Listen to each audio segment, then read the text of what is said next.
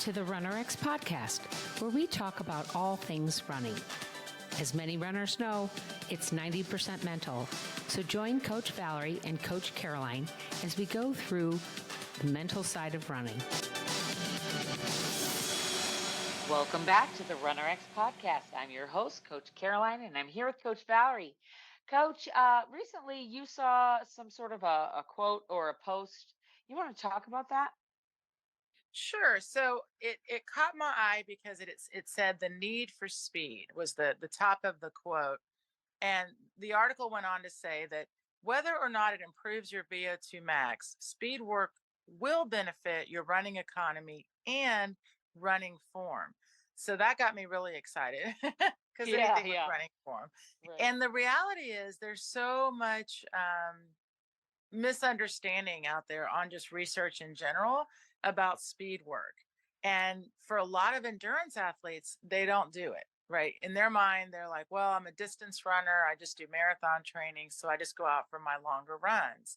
And there's also an increase in injury sometimes when people do try to do speed work. So I really liked that it said, regardless of whether or not you're worried about improving your VO2, it is going to benefit your running economy, your muscle recruitment. It also said the line of communication between your brain and muscles.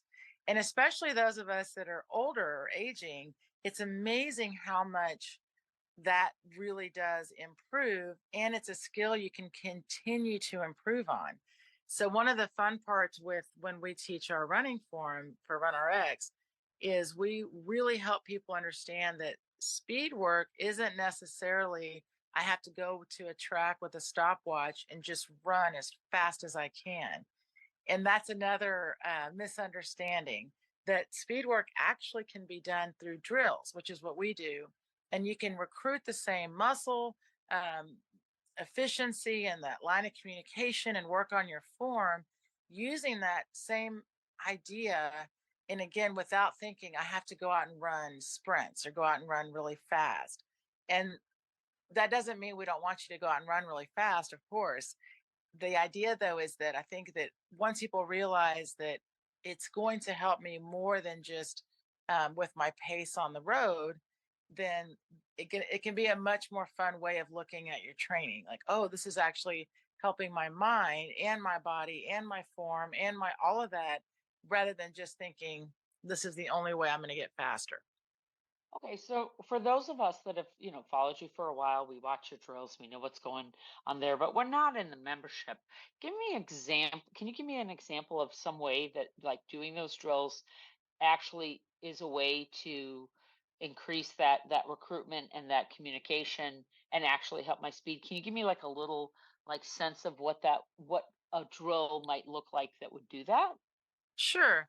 So one of the things we do, and it's interesting. I ask people to try both a very short distance, just the drill response, and a lot of times we'll do this in a Zoom. And so what I have is just like a mat that you would use for yoga or stretching. And if you have at least 1 to 2 mats of space, is where I start people. And really just feeling the sensation of what it feels like to run fast, if you will, both in place and for only like 5 meters. Like really, I mean, I'm talking 3 to 5 pulls is how we begin that conversation with both the body and the mind.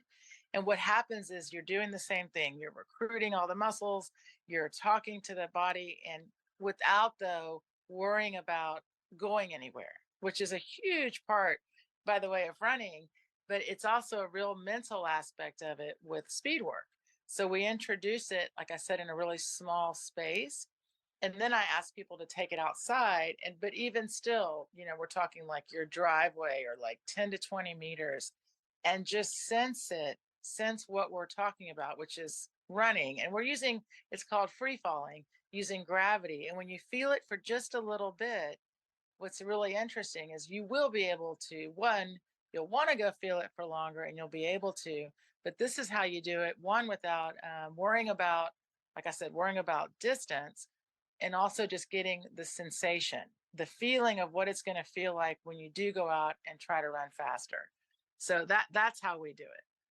Right. And it's really powerful to kind of give yourself permission in a way that you don't have to go out and run miles, or I have to go find a track and I have to have a, speed, I have to have a little stopwatch. I have to have someone with me that's actually timing me. You know what I mean? That Hmm. the pressure we put on ourselves to do, and I'm doing air quotes here, guys, speed work, you know, when it can be done in very simple uh increments over time as you build, and then you take it out and you go a little bit farther, you try it. We've talked about this before, where um, you can actually play with the fall during your run, like, okay, I'm feeling good, I'm going to try to fall a little bit, right? That increases your speed. Okay, that was too Hmm. much, got to back off a little bit, right? That whole kind of, it's almost like when you're driving in a parking lot that's totally empty. I don't know where everybody else learned to drive, but I think most of us have a parent that took us out to an empty parking lot and said, hit the gas as fast as you can. Okay, now hit the brakes, right? So that you learn what it feels like to go really fast, and also what it feels like to slam on the brakes. And the idea was so that you in a very controlled environment, you learn what could happen out in the real world. And that's kind of what you're doing, isn't it? You're like giving me a little controlled environment to kind of let go. Right. And it's that letting go. And here's the fun thing, guys. Like when you're a little kid and you just race across the grass with a friend, if you can remember that sensation, that's the sensation that you want, and so again, if I've never done, and then what's funny is when I first got into distance running, I had never done, my background is not running. It's not track and field, it's not running. So I had never gone to a track with a stopwatch or anything like that. And my runs started with distance running. I mean, signing up for a 5K was my introduction, to running, and then of course distance after that. So I in the beginning didn't know or think about doing speed work either, and people would say, there was a talk of doing like strides and like hill repeats. And as I started researching more about getting into coaching and actually training for racing, then I did see things about speed work. And the first time I went to a track, I had no idea what I was doing. Yeah, uh, yeah. so I don't expect runners to think, well, gosh, I need to go out to a track. So what happens though, just like it's really an interesting thing. You work on what it's going to feel like when speed does increase. So we're not saying we never want you to go past, 10 feet. We're saying that's how we introduce it. We introduce running as a movement, and you get to feel the difference of what it's going to feel like when you go faster, and then when you also just run tempo, so that when you do increase your volume, whether it's for distance or whether you want to go faster, you know how it's going to feel and how to do it. And then that's how you also train. We call it train your base. Like you can't just go out and sprint when you haven't been running speed work, because your muscles aren't ready, your body's not ready, your brain's not ready. So that's what we're also doing, is getting your body stronger, getting your body and mind to be more receptive and able to handle both volume and speed with these little build up drills.